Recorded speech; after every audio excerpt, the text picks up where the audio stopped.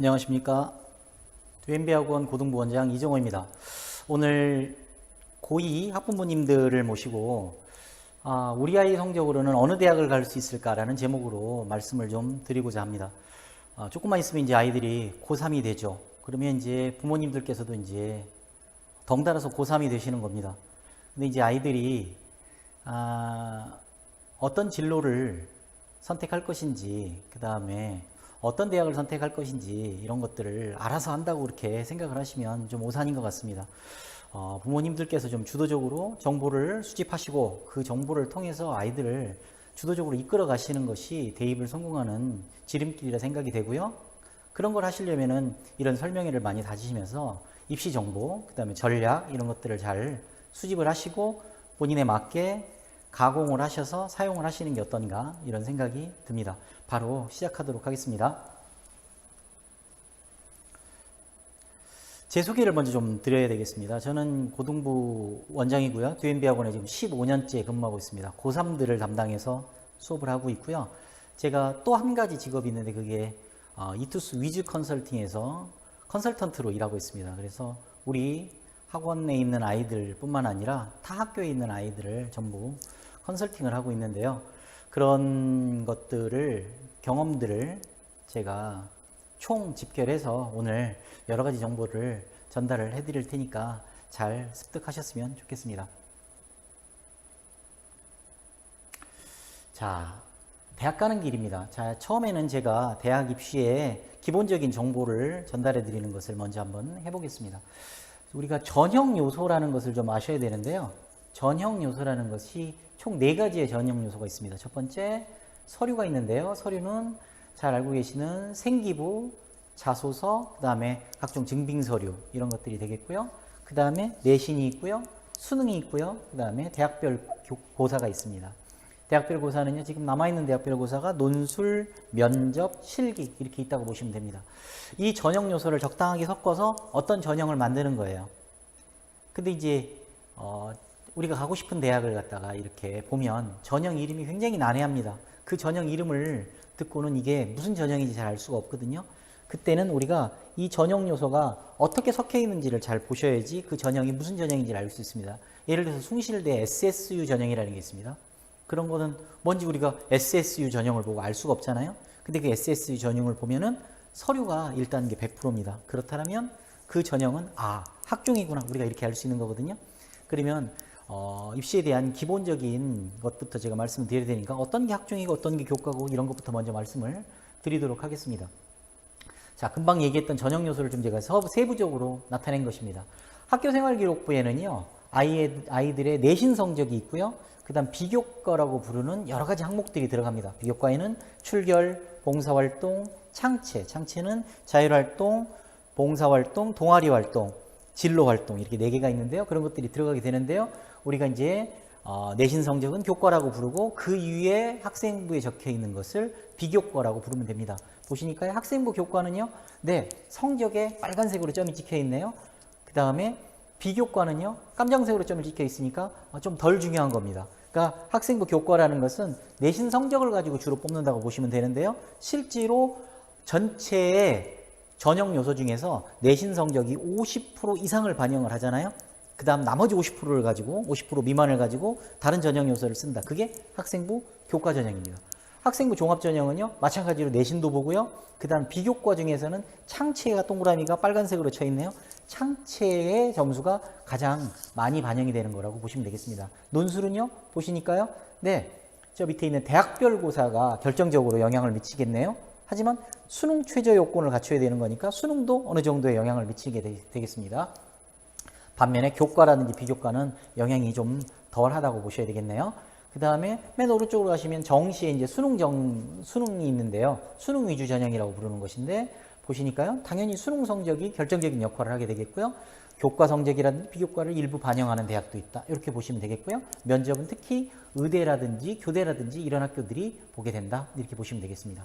자, 요거를 조금 단순화해서 제가 설명을 한번 드려보겠습니다. 학생부 교과 전형이 있고요. 학생부 종합 전형이 있는데 학생부 교과 전형은 내신 성적이 가장 중요하다. 비교과 일부 반영된다. 수능 최저가 일부 반영된다. 이렇게 보시면 되겠고요. 종합전형은 교과도 중요하고 비교과도 중요한데 비교과가 훨씬 더 중요하다. 그 다음에 서류라는 건 여기서는 자소서를 의미합니다. 자소서가 저기서 쓰일 수도 있다. 이런 얘기고요. 학생부 종합전형은 면접이 있는 그런 전형들이 꽤 많다. 학생부 교과전형도 실제로는 교과 면접이라고 해서 면접을 보는 그런 전형도 있습니다. 그러니까 저렇게 보시면 되겠고요. 논술 전형은 내신 성적을 조금 보고요. 수능 성적과 논술 점수로 뽑습니다. 논술 점수가 가장 비중을 많이 차지하는 거다. 이렇게 보시면 되겠습니다. 그 다음에 이제 우리 아이들이 시험을 볼 2023 내입에서의 학생부 교과, 종합, 논술, 그 다음 수능의 모집 인원입니다. 보시면은 수시와 정시가 28대 22네요. 22%? 아니 근데 정시가 40%라고 맞춘다고 뉴스에 막 나왔는데 이거 왜 22%지? 그거에 대한 말씀은 제가 조금 이따 드리도록 하겠습니다. 어쨌든 전체적으로 보면 수시는 우리가 원서를 6장 쓸 수 있는데요. 수시는 78%고요. 정시가 22%입니다. 하지만 수시에서 인원을 전부 다 뽑지를 못해요. 수시에서 못 뽑는 인원이 있습니다. 왜냐하면 수시에는 중복 합격이기 때문에요. 6장의 원서를 쓰기 때문에 3개 정도 합격을 하잖아요. 그러면 나머지 2개는 안 가고 1개만 가게 되잖아요. 그러면 그 두 학교는 빵꾸가 나죠. 그럼 이제 대기순대로 아이들을 충원 합격을 하지만 그래도 빵꾸가 납니다. 그래서 수시 전체에서 인원을 못 뽑아서요. 정시로 매년 넘어가거든요. 그게 넘어가는 게 한 5%에서 10% 정도입니다. 대개 10% 정도라고 보시면 돼요. 그러니까 실제로는 78% 22%라고 했지만 68% 32%의 비중을 차지한다. 이렇게 보시면 되겠습니다. 자, 보시면은 교과 전형이 가장 압도적으로 많네요. 그 다음에 종합 전형이네요. 자, 요거는 구체적으로 조금 이따가 제가 말씀을 좀 더 드리도록 하겠습니다. 자, 입시 용어에 대해서 조금 몇 개 알아놓으셔야 되는데요. 첫 번째로는 자, 표준 점수라는 게 있습니다. 성적표를 보시는 가장 기본적인 절차를 말씀드리는 거예요. 표준 점수라는 건 뭐냐면 쉽게 말씀드리면 난이도를 고려한 점수다 이렇게 보시면 돼요. 자, 국어도 100점 맞고 수학도 100점 맞았어요. 근데 국어는 표준 점수가 145점이고요. 수학은 147점이에요. 그럼 수학이 그 해 난이도가 어려웠던 겁니다. 그렇게 보시면 됩니다. 표준 점수라는 건 난이도를 고려한 점수다. 이렇게 보시면 되고요. 100분이라는 것은 자기보다 못하는 아이들을 몇 명을 깔고 있느냐. 내가 100분이가 99%다. 그럼 저는 상위 1%인 거죠. 100분이 100이다. 그러면 거의 전국의 1등이다. 이렇게 보시면 됩니다. 자, 등급은 이제 익숙하신 등급이시죠. 내신에서 상대평가에서도 이 등급을 따지는데 수능도 그 퍼센테이지가 똑같습니다. 자, 그런데 그게 이제 저기는 조금 달라요. 자, 일단 그거는 좀 나중에 말씀드리고요. 1등급은 4%, 2등급은 7% 그러니까 합쳐서 11%, 3등급까지 하면 23%네요. 요 3등급이라는 숫자를 잘 봐두시기 바랍니다. 3등급은요. 총 상위 23%의 학생까지가 3등급이라고 이렇게 보시면 됩니다. 23% 우리가 외우고 한번 말씀을 드려보겠습니다. 자, 수능 성적을 보시면요. 한국사하고요. 영어하고요. 제2외국어는 절대평가입니다. 그래서 등급만 딱 지켜요. 반면에 국어하고 수학하고 탐구 과목은 얘는요. 표준 점수 100분이 등급이 전부 다 나옵니다. 자, 그래서 당연히 정시로 가서 우리가 유리한 정시로 가서 중요한 과목은 상대평가인 국어, 수학, 탐구가 되는 것입니다. 자, 그 다음에 아이들이 교육청 모의고사를 보고 모의고사 성적표를 들고 오지 않습니까? 그럼 이제 부모님들께서 이 성적표를 보고 아이가 어느 상태인지를 잘 아셔야 되는데 그 성적표 보는 법에 대해서 말씀드릴게요. 성적표가 이렇게 쭉 있습니다. 그러면 이제 여기서 제일 주의 깊게 보셔야 되는 것은 뭐냐면요. 저 오른쪽 끝에 있는 전국 100분이라는 겁니다. 100분위는요. 재학생들끼리 지금 우리들의 아이들이 보는 교육청 모의고사는 재수생들이 보지 않는 모의고사거든요. 그러니까 그 모의고사는 재학생들끼리의 경쟁이에요. 그러면 재수생이 끼지 않는 상태에서 우리 아이가 상위 몇 퍼센트 아이인지가 굉장히 중요해요. 그건 난이도와 상관없거든요. 상위 몇 퍼센트 애들은 정해져 있는 거니까요. 그래서 보시면 전국 100분위가 국어가 몇 퍼센트, 전국 퍼센트가 얼마, 그 다음에 수학이 얼마, 그 다음에 탐구 과목이 얼마 이렇게 찍힙니다. 그 다음 뒤쪽을 보시면요. 성적표의 뒤쪽을 보시면 이렇게 국어하고 수학하고 사회하고 또는 국어, 수학, 과학을 합쳐서 100분위가 총합 100분위가 나옵니다.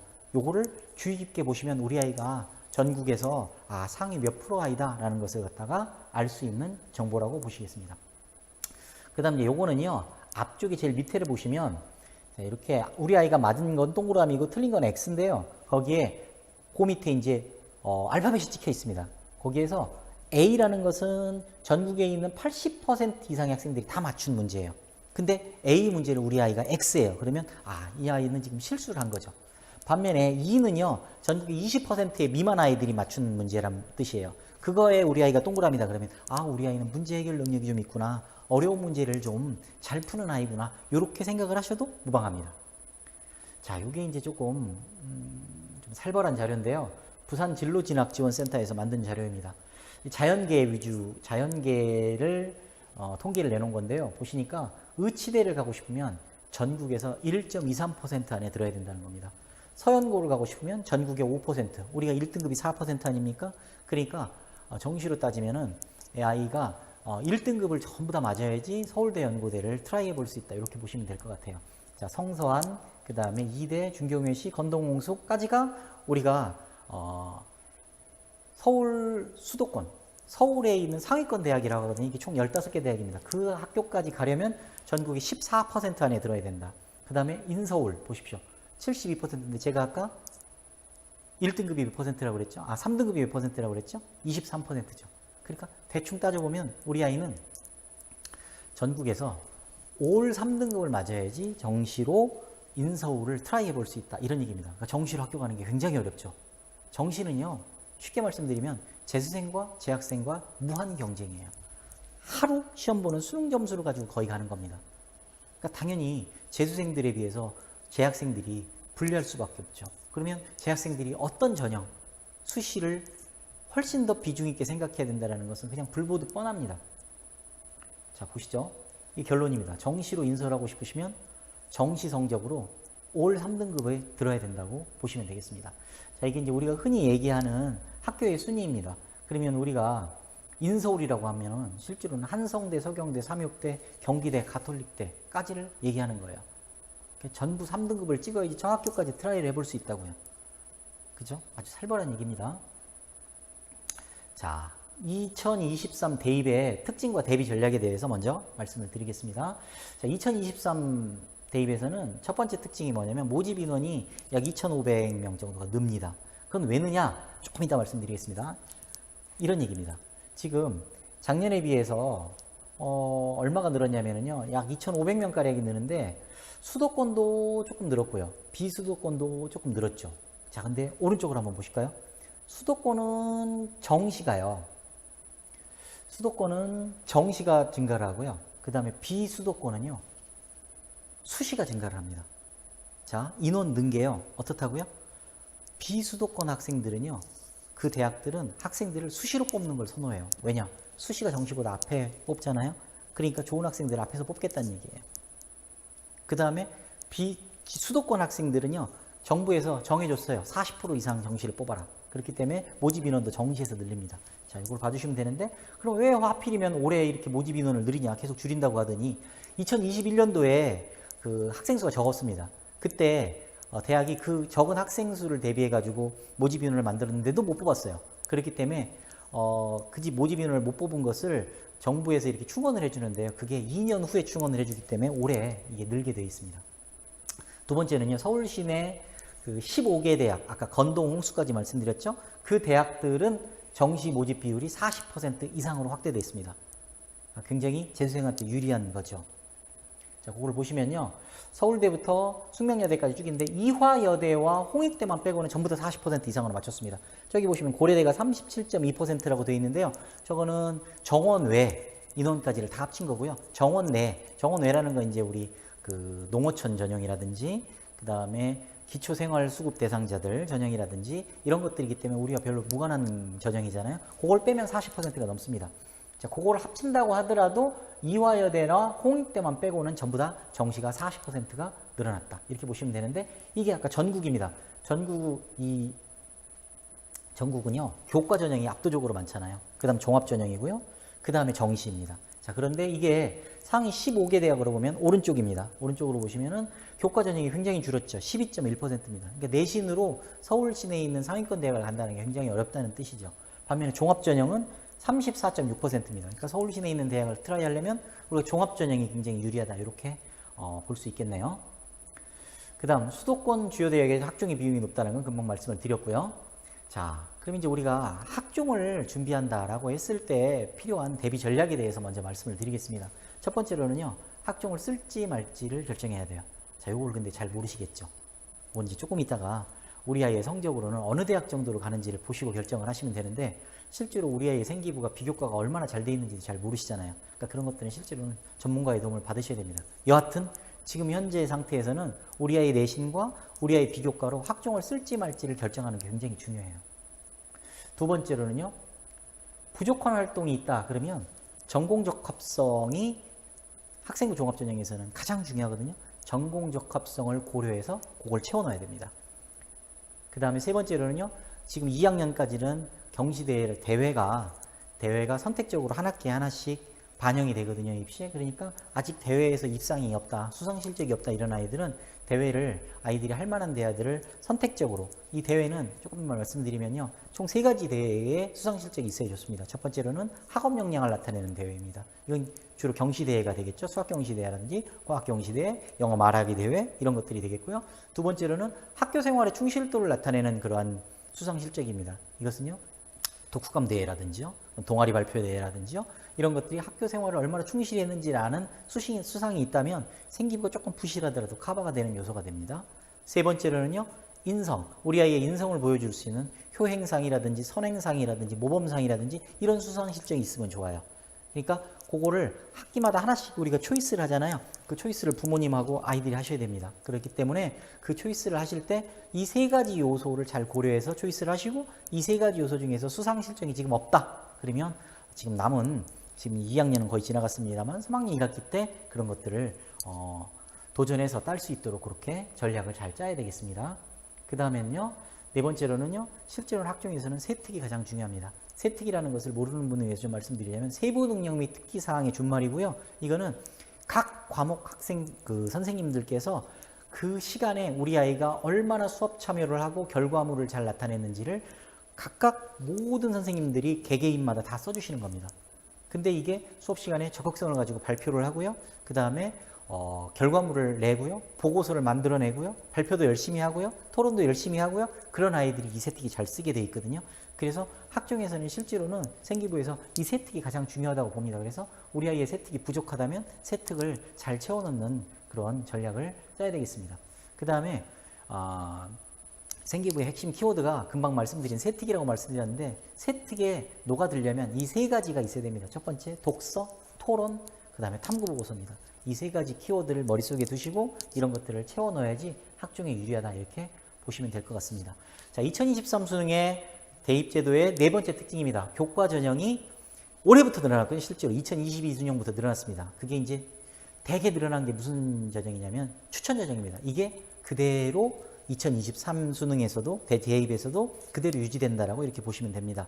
자, 근데 교과 전형이라는 것은 2가지 특징이 있습니다. 크게. 첫 번째로는 거의 추천 전형이고요. 두 번째로는 수능 최저가 거의 붙어 있습니다. 그러니까 교과 전형으로 트라이를 할 친구들 같은 경우는 내신 성적도 좋아야 되지만 수능 최저가 웬만한 학교 이상은 수도권에 있는 학교들은 거의 다 수능 최저가 있다, 이렇게 보시면 되거든요. 네, 수능도 신경을 써야 된다, 이런 겁니다. 그 다음에 보시면 내신을, 교과 전형 조금 더 말씀드리면요, 교과 전형은 아까 말씀드렸죠. 내신을 50% 이상 반영하는 그런 전형이라고 말씀드렸고요. 모집 인원이 전국적으로 보면 교과 전형이 제일 큽니다. 그런데 교과 100이 일반적인데요. 거기에 이제 면접이 들어가는 학교도 있고요. 그 다음에 교과 성적에 비교과를 살짝 넣는 그런 학교들도 있어요. 대개는 금방 말씀드렸다시피 수능 최저 기준이 있다, 이렇게 말씀드렸고요.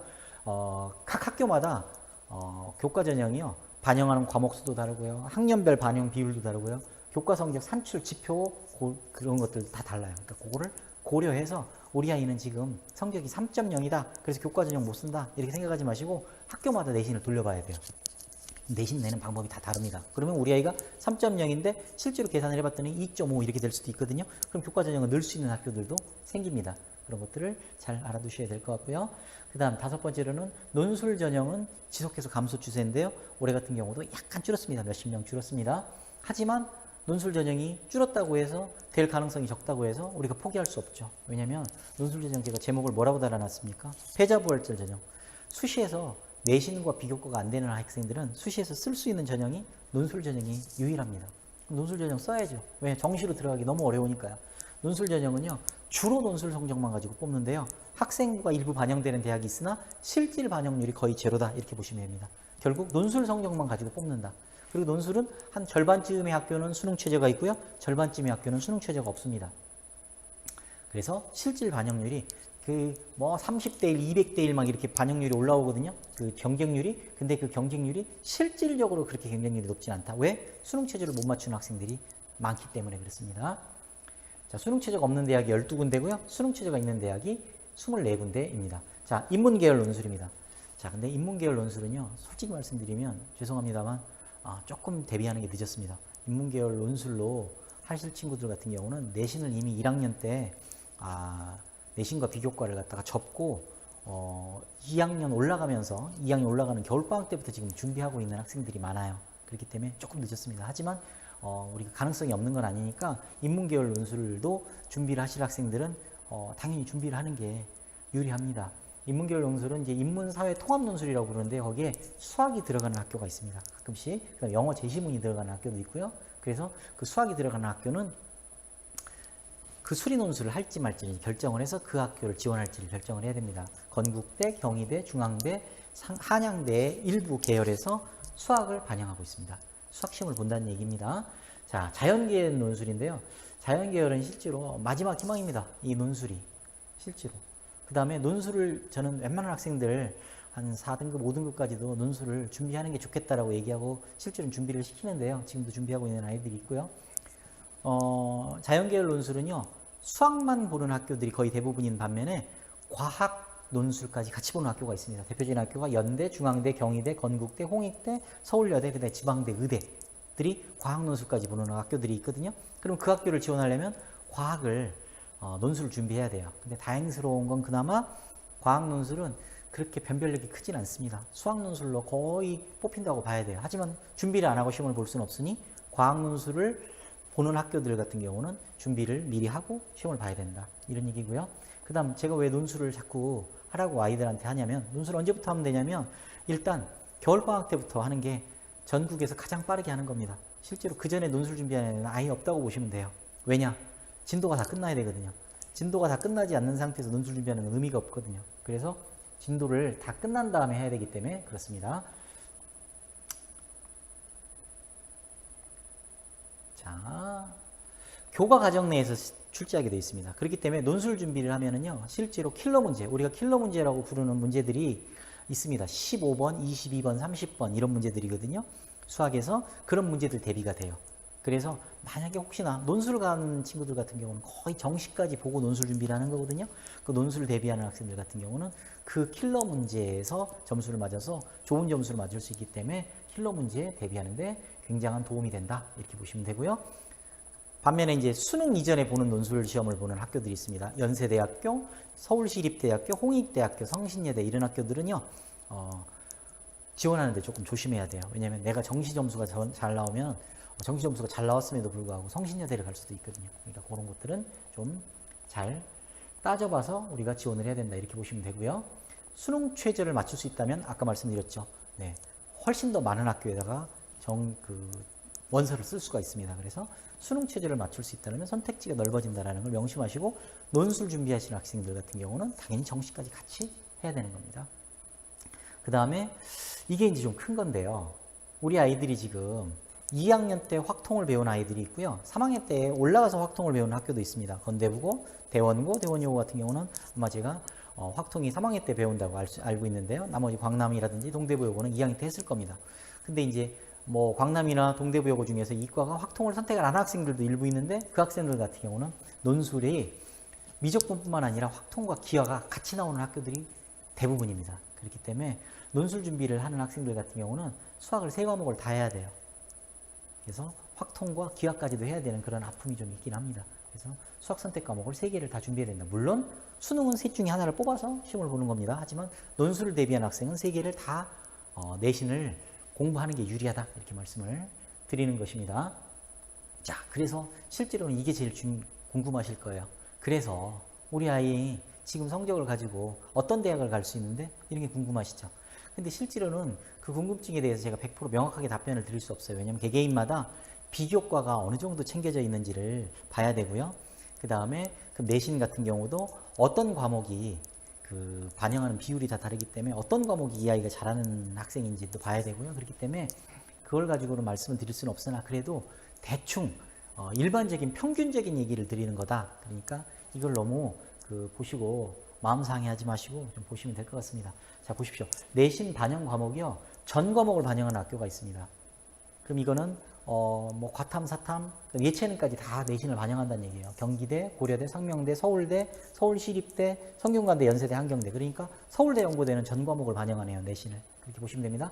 국영수, 사과를 반영한 학교입니다. 자, 덕성여대, 삼육대, 서강대. 이 빨간색으로 되어 있는 것은 한국사까지 포함된다는 얘기입니다. 자, 이런 학교들이고요.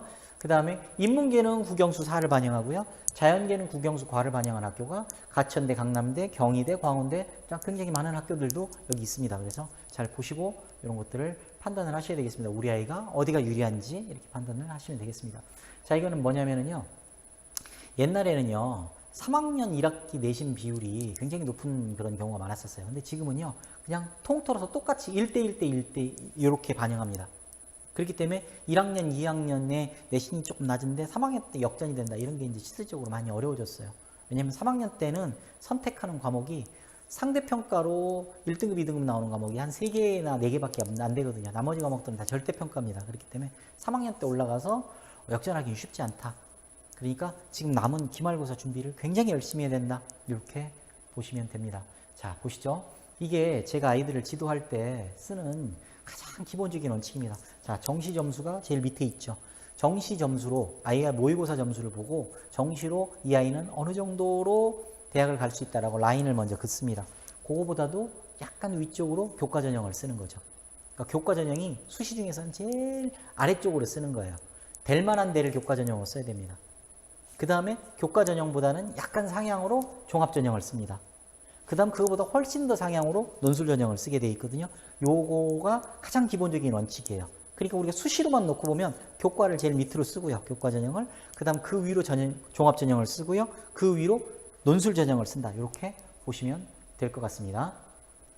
자, 우리 아이가 내신이 전체적으로 1.0에서 1.6이다. 네, 1점대 초중반이다. 이렇게 보시면 되는데 1.6을 제가 중심을 잡아놓은 건 뭐냐면 고대에 추천 전형이 1.6이 넘어가면 좀 되기가 어렵습니다. 그래서 잡아놓은 거예요. 그래서 교과 전형으로는 서울대 연고대를 쓸 수 있다.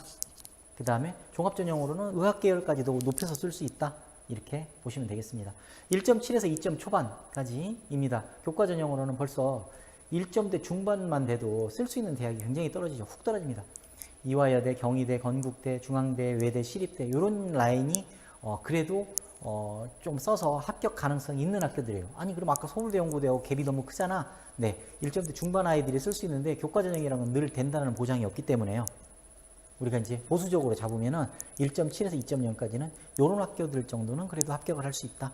물론 광남하고 동대부하고 좀 다릅니다. 하지만 평균적으로 제가 말씀을 드린다고 했습니다. 이건 개개인의 차이가 큽니다. 그 다음 종합전형은 그보다는 위로 올릴 수 있죠. 특히 이제 초정도 아이들 1점 초반대, 1점 중반대, 중후반대, 2점 초반대 아이들에게 가장 종합전형으로 질러볼 수 있는 카드는 고려대학교입니다. 연대는 되게 힘들어요. 근데 고려대 같은 경우는 충분히 될 수 있는 그런 비교과 실적에 따라서 다르긴 합니다만 질러볼 수 있습니다. 그 다음에 성균관대, 한양대 이런 데까지도 질러볼 수 있는 그런 학교들입니다.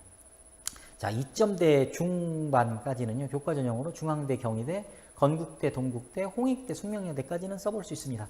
종합 전형으로는 당연히 질러볼 수 있는데, 네, 2점대 중반까지도 고려대 합격합니다. 학종으로. 그렇기 때문에 고려대, 성대, 한양대, 중경외시, 건동 여기까지는 합격할 수 있습니다. 교과 전형은 건동이 교과 전형도 있고 종합 전형도 있는데 건동이요. 교과 전형이 2점대 후반으로 되긴 좀 힘들어요. 2.3, 2.4 이 정도이기 때문에 두 개가 다 걸친다 이렇게 보시면 됩니다. 2점 후반대에서 3점 초반대까지는 교과 전형으로는요. 이과가 이문과를 좀 나눠봤습니다. 이과와 문과는 일단 인하대, 아주대, 광운대, 자 공대가 센 학교들입니다. 이 정도를 실질적으로 쓸 수 있습니다.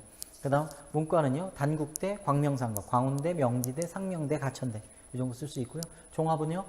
아주 질러본다. 그러면 2점대 후반도 고려대 쓰는 아이들이 있습니다. 고려대, 경희대. 중앙대는 되게 힘들어요. 근데 경희대는 지금 수능 최저가 없어졌거든요.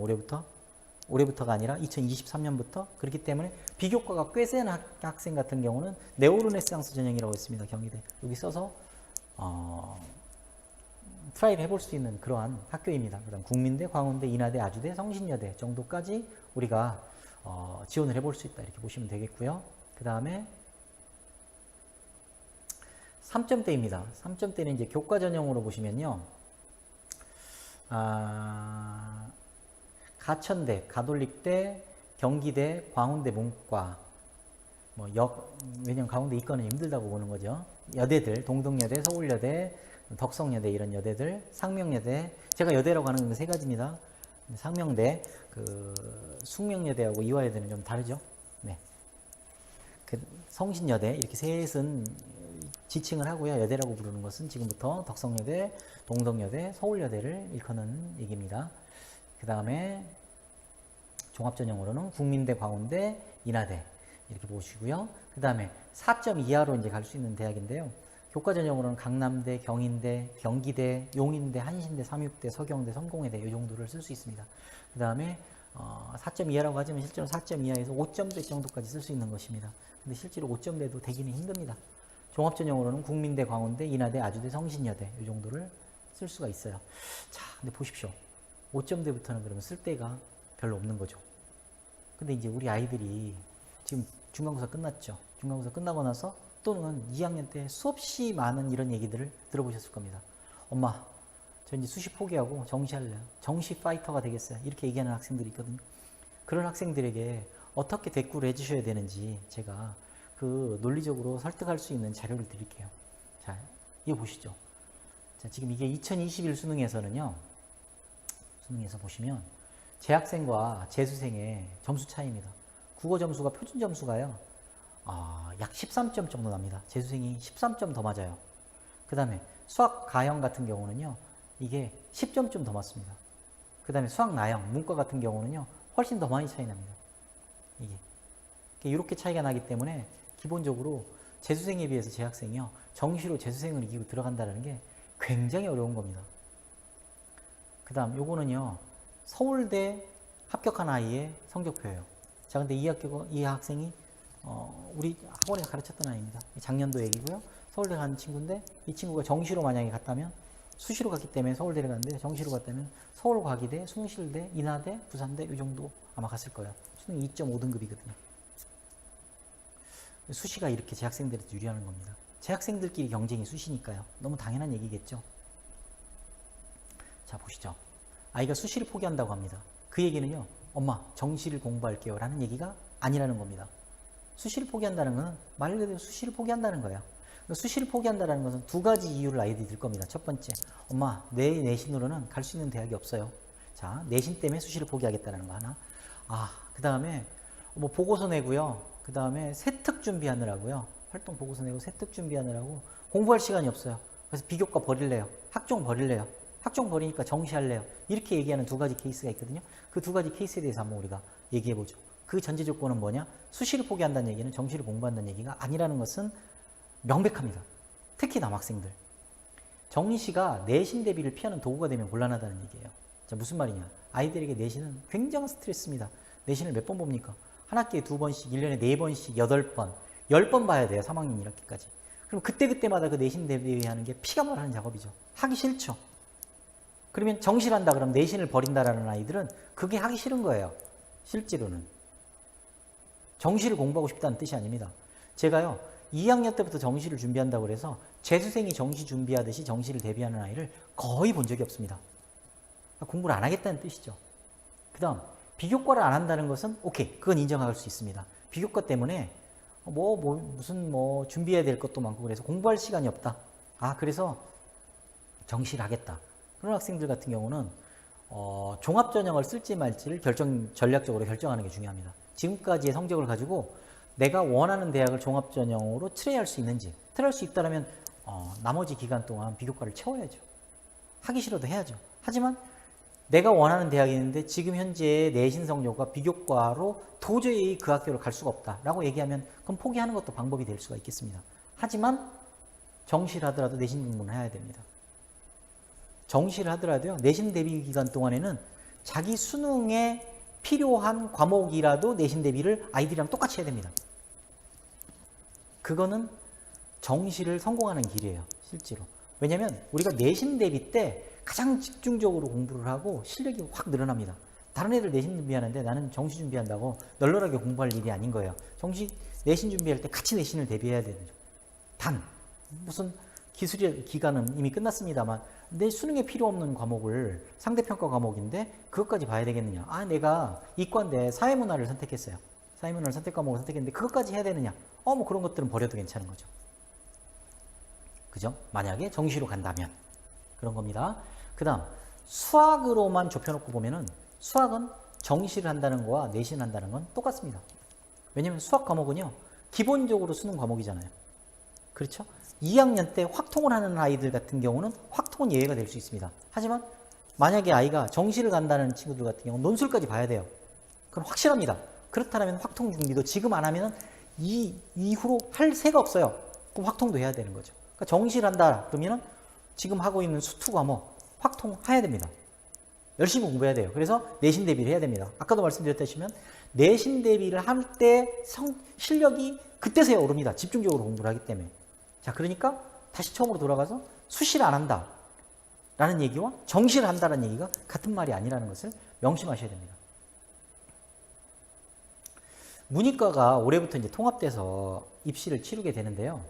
이게 이제 아이들이 선택형 수능이라고 부르는 건데 올해 이것 때문에 아주 난리가 났습니다. 국어가 필수 과목이 있고요. 선택 과목이 있습니다. 선택 과목이 화작과 언매 중에서 선택을 해야 됩니다. 자, 이거는 이제 국어 선생님들한테 넘기도록 하고요. 수학은요.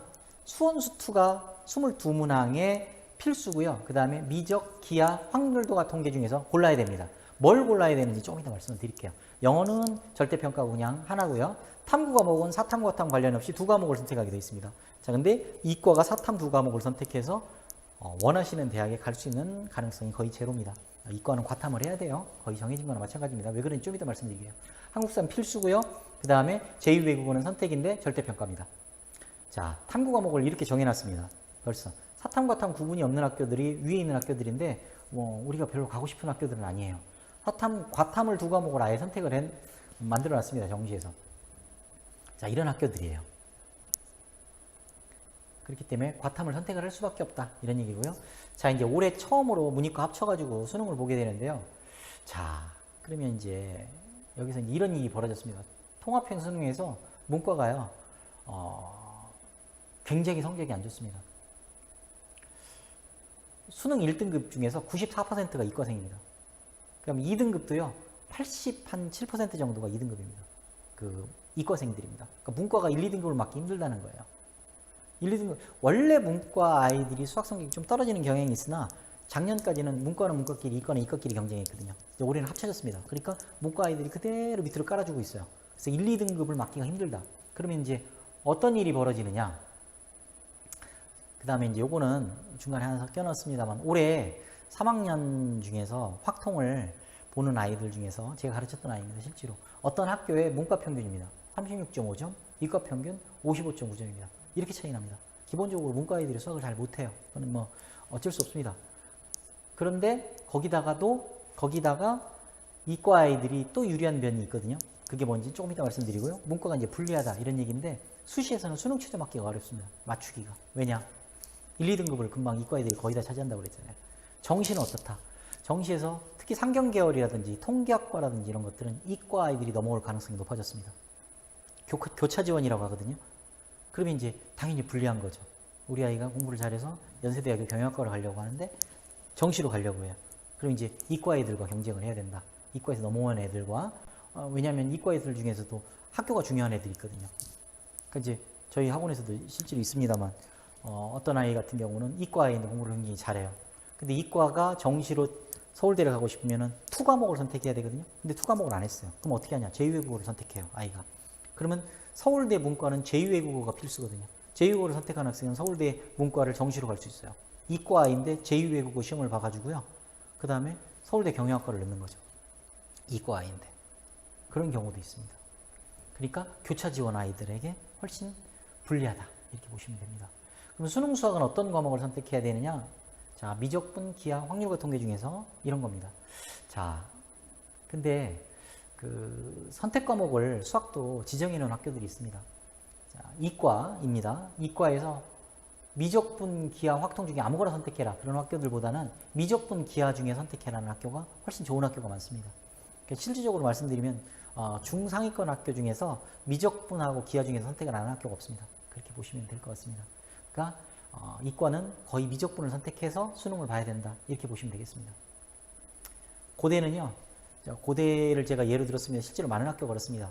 네, 수능 최저도 네, 미적분과 기하로만 맞춰라 이렇게 써 있습니다. 아예 수학으로 만약에 수능 최저를 맞추고 싶으면 미적분과 기하로만 맞춰라 이렇게 써 있습니다. 자, 그러면 뭐 왜 이걸 선택하는 게 이렇게 중요하냐? 미적분, 기하, 확률과 통계 중에서 미적분이 굉장히 어렵습니다. 고3 때 이제 미적분 배우거든요. 아이들이 미적분에 대해서 굉장히 공부하기 어려워합니다. 굉장히 어려워합니다. 이게 매해 더한 것 같아요. 그래서 고3 때 미적분을 포기하는 학생들이 꽤 생깁니다. 그리고 이제 기하로 넘어간다고 하거든요. 근데 실제로는 기하도 그렇게 만만치 않습니다. 난이도가 미적분은 극상이라고 했는데 기하도 상입니다. 그리고 기하가요, 기본적으로 도형에 대한 아이디어가 별로 없는 아이들 같은 경우는 미적분보다도 훨씬 어렵습니다. 그렇게 보시면 됩니다. 확률과 통계는 그에 비해서는 난이도가 좀 내려옵니다. 학습량으로 보면 미적분이 굉장히 많고요. 자, 기하가 미적분에 비해서 유리한 딱 한 가지 이유입니다. 네, 그 학습량이 좀 적어요. 그건 있습니다. 하지만 기하를 대비해주는 학원들이 거의 없습니다. 그러니까 거의 혼자 해야 돼요. 그래서 어렵습니다. 그거는. 확통은 학습량은 미적분보다는 적지만 기하보다는 많습니다. 자, 조정 점수라는 게 뭐냐면요. 아까 국어 과목과 수학 과목은 필수 과목이 있고 선택 과목이 있다고 그랬잖아요. 선택 과목 점수를 어떤 과목을 선택했느냐에 따라서 똑같이 5개를 맞아도 4개를 맞아도 점수가 달라집니다. 자, 어떻게 계산하는지는 구체적인 건 제가 설명을 드리지 않겠습니다만 이렇게 말씀드릴게요. 미적분을 선택한 학생은 자기가 맞은 점수보다 올라갑니다.